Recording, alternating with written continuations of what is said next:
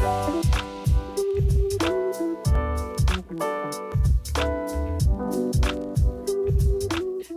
and welcome to GreenBiz Studio. My name's Sarah Golden. I'm Senior Energy Analyst, and I'm delighted to be joined today by Bob Barry, who is Senior Vice President of Sales and Relations Management at Duke Energy. So, Bob, to start out, I know that Duke has a utility, and then there's Duke Renewable Energy, and now there's Duke Energy Sustainable Solutions. So, can you help me out? What are the three organizations, and how do they interact with one another? Great. And thanks for having me here today, Sarah. It's really a pleasure to be here. So Duke Energy is one of the largest electric utility companies in the United States. We operate in 6 states throughout the central part of the U.S. as well as the southeast. So we have utility operations in Indiana, Ohio, and Kentucky. In addition, we've got operations in North and South Carolina and in Florida. We also have ownership of Piedmont Natural Gas, which is a natural gas utility that operates in the Carolinas as well as Tennessee and Ohio and Kentucky through our Duke Energy Ohio and Duke Energy Kentucky affiliates. So it's a large regulated utility and it's operating in the regulated utility space, but it's also focused on driving towards a path of net zero. So we announced a goal to achieve 50% reduction in our carbon emissions by 2030 from our 2005 levels and achieve net zero carbon emissions by 2050. So we've got a really ambitious goal to achieve carbon reduction as a company. And it really fits then into our Duke Energy Sustainable Solutions brand, which was something that we launched in April of this year.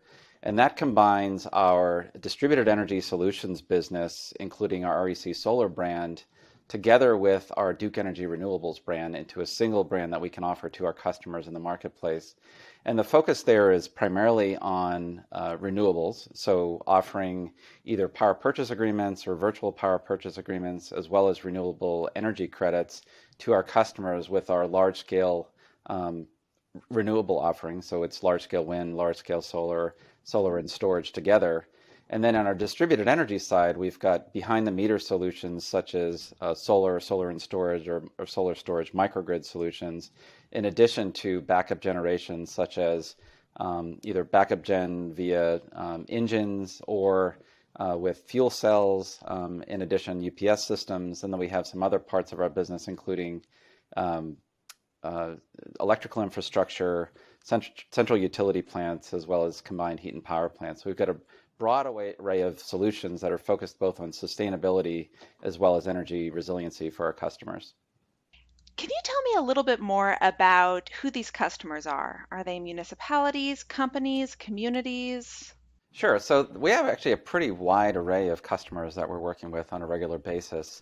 If we look at our commercial renewable part of our portfolio, historically we were working with utilities, so any investor-owned utility around the United States, as well as municipalities and co-op customers, so more customers in rural areas that are serving customers in those type of areas, as well as utilities in city areas like Austin, Texas, or other parts of the United States.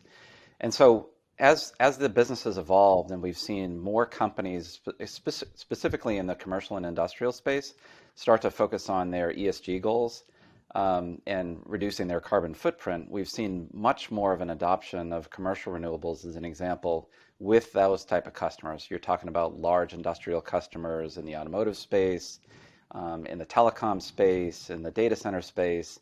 These customers now are really focusing on buying a lot of renewables in order to reduce their carbon impact and carbon footprint of their companies. So we've seen a big pivot there. And so it's created a much wider customer base that we work with. And then we work across many other segments as well. So we're working in the pharmaceutical segment, which is really in manufacturing. We're working in hospitals and healthcare. We're working in state and local governments, so municipalities, water, wastewater type of facilities. We're working with the federal government. So there's many different customers that we're working with. And all of them are really looking at how they can ensure that they have energy resiliency as well as the ability to achieve their sustainability goals as either an organization or as a company. I recognize a lot of these organizations have net zero carbon emission goals. How do renewable energy procurements fit into those larger targets? Yeah, so if you think about it from our customer standpoint, they're really setting goals on how much carbon they want to offset, but also try to do it in a way that they can maintain their, if it's a municipality or a co-op customer, how they can maintain their overall energy needs to meet their customer demand and manage their costs. So companies that are looking at adopting renewables are doing it not only to achieve their net zero goals, but also to manage their costs appropriately for their customer base. In addition, if you think about, say, large commercial and industrial customers, they're looking at it the same way. So they want to achieve a reduction in carbon emissions, but they want to do it in a cost-effective way because they need to still remain competitive in the marketplace.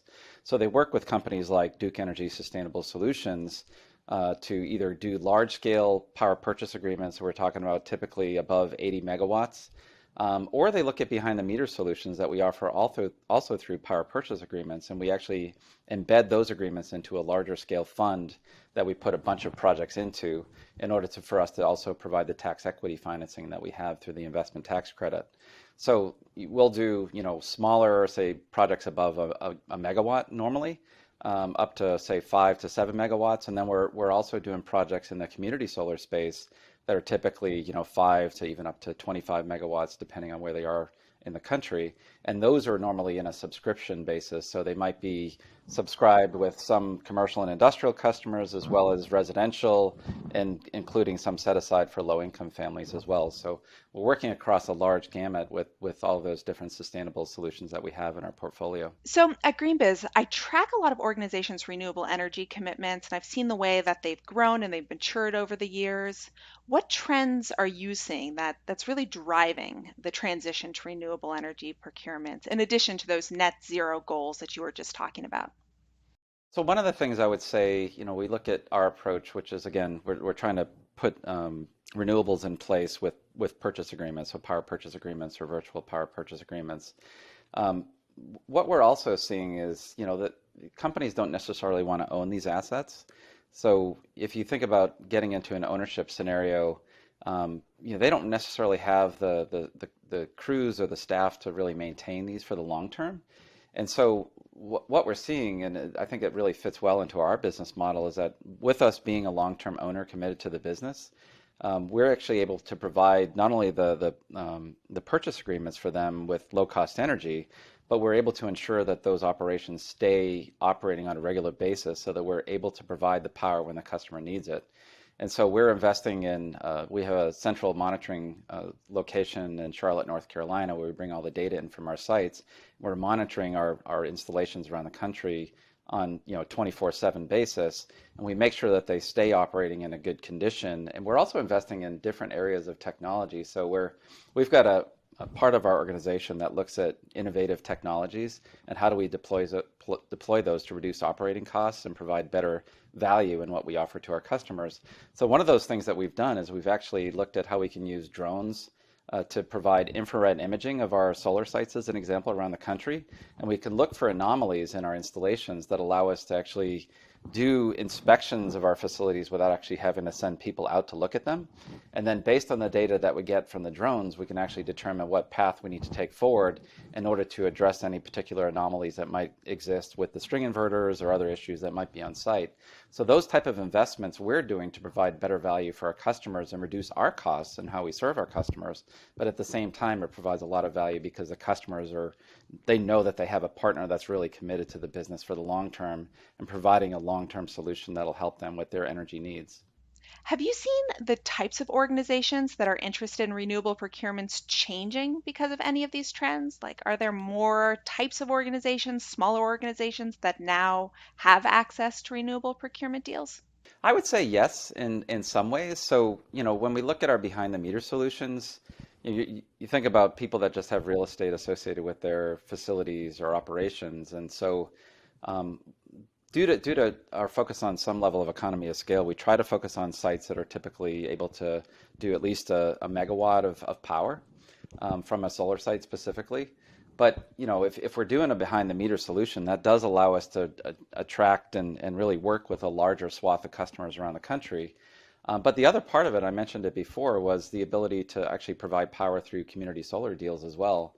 So there, the customer doesn't have to invest in a facility on their own footprint, but they can work with a company like Duke Energy Sustainable Solutions that has these community solar sites that we're developing primarily in the Northeast, but also in the Mid-Atlantic area, based on the mechanics that exist in those markets. And we're able to provide those smaller patches of solar energy to our customers to allow them to reach their goals on a smaller scale if they want to. So we can go from large commercial renewable projects that might be 300 megawatts or more down to, let's say, a megawatt if customers want to purchase in those type of sizes as well. Well, Bob, thank you so much for joining me today in Green Biz Studio. It's been an absolute pleasure. Once again, my name is Sarah Golden from Green Biz. Great, Sarah. I really appreciate you having me on.